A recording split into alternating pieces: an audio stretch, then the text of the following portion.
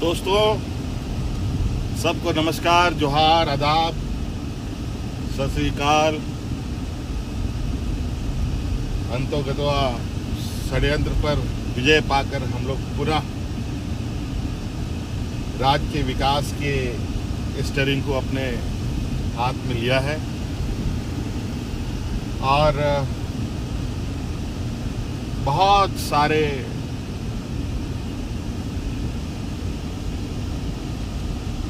सोच है इस राज्य के प्रति हमारी। यहाँ के आदिवासी, यहाँ के दलित, यहाँ के पिछड़े, यहाँ के अल्पसंख्यक, यहाँ के गरीब, यहाँ के जंगल जमीन। साथियों, झारखंड बहुत ही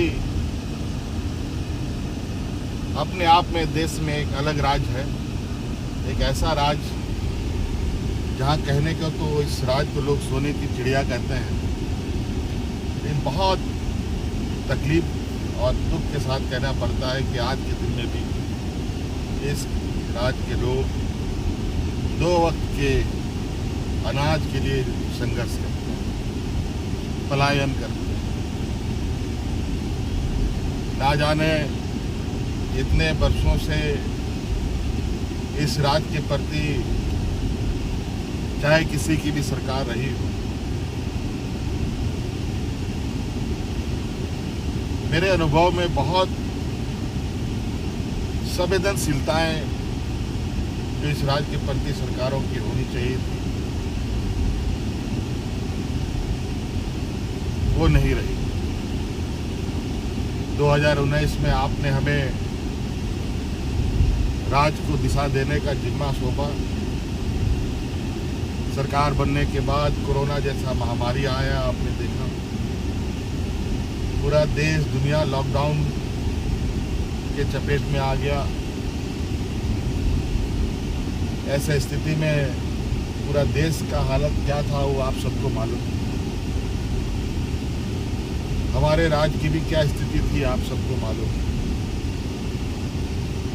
सीमित संसाधन, स्वास्थ्य का घोर अभाव, डॉक्टर, दवाओं की घोर कमी के बावजूद हमने बहुत संवेदनशीलता के साथ कोरोना काल को पार किया। हमारे इस जंग में 2 मंत्री शहीद हो गए, और वो सिर्फ इसलिए कि राज्य की जनता की सेवा ये कोरोना काल में भी घर से निकल के कर रहे थे। उसके बाद कई राजनीतिक अवरोध सरकार के सामने आते रहे। सरकार को गिराना, विधायकों को खरीद फरोख्त करना, झूठे मुकदमे में फंसाना, एक अजीब सी राजनीति वर्तमान समय में स्थापित हुई पड़ी।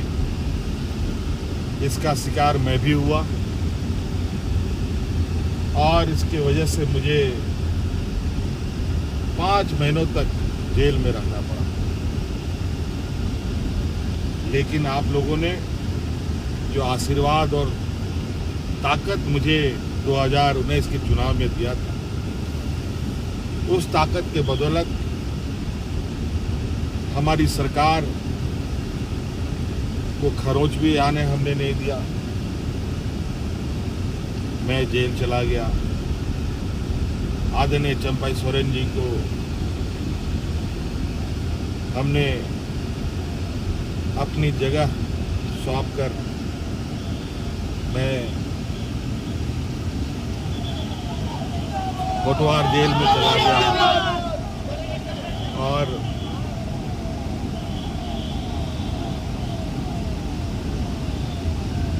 पाँच महीने के बाद न्यायालय के आदेश के फलस्वरूप मैं बाहर आ पाया। आज मैं फिर से इस राज्य की दिशा को देने के लिए जो मैंने 2019 में ही संकल्प लिया था, उसको पूरा करने के लिए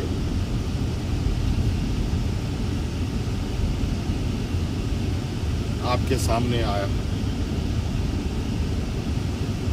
साथियों,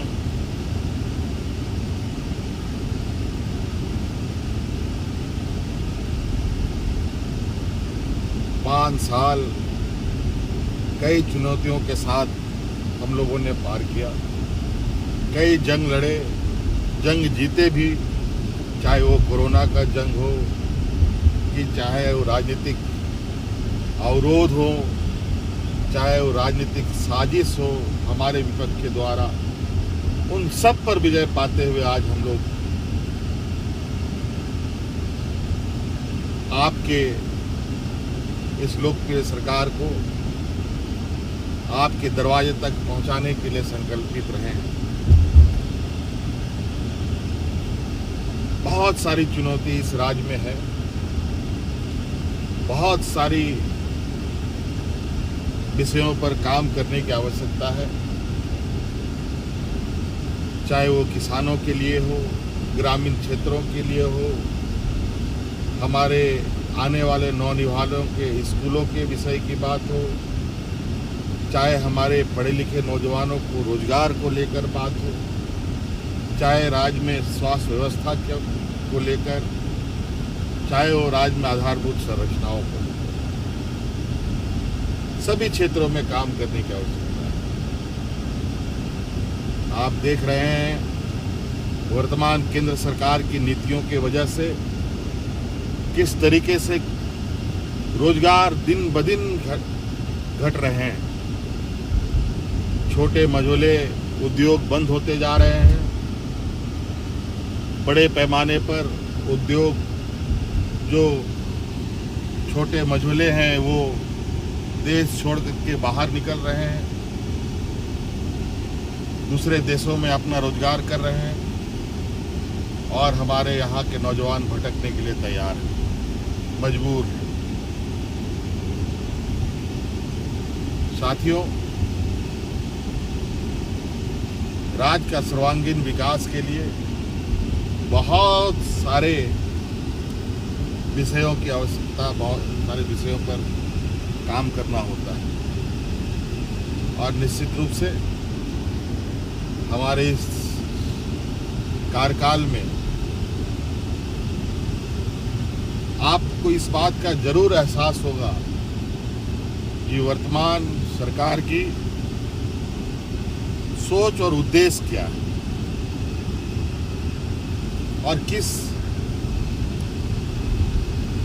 रास्ते ये सरकार आगे बढ़ेगी। निश्चित रूप से हमारा वादा झारखंड के मूलवासी आदिवासियों के प्रति है, हमारी प्राथमिकता हमारे मूलवासी आदिवासी, और हम हर हाल में उनके लिए और हर वर्ग के लिए काम अब तेजी से करेंगे, और जो आपका अधिकार है, आपका हक है, आपके दरवाजे तक पहुंचाएंगे। झारखंड के लोग काफी स्वाभिमानी होते हैं, ये वीरों का राज्य भी है, और हर कोने हर चौराहे में आप हमारे वीर वीरांगनाओं के आप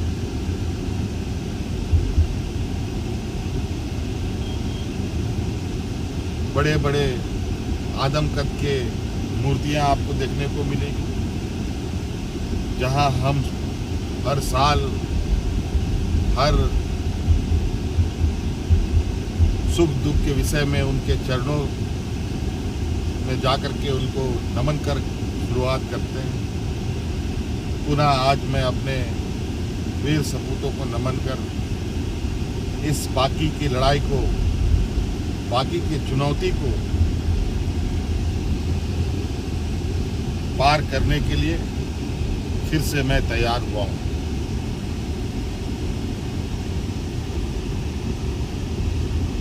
हमें बहुत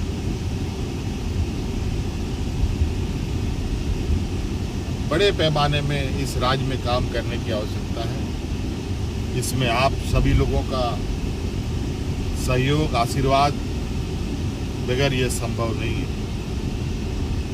आप लोगों ने मेरे जेल में रहते हुए भी लोकसभा में जिस तरीके से हमें प्यार दिया है, सम्मान दिया है, मैं इसका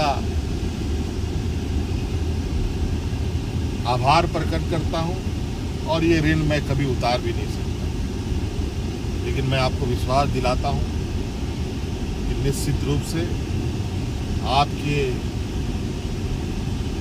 सोच, आपके भावना के अनुरूप अपने दायित्व का निर्वहन करते हुए अपने जिम्मेवारी पर खरा उतरूंगा। बहुत बहुत धन्यवाद।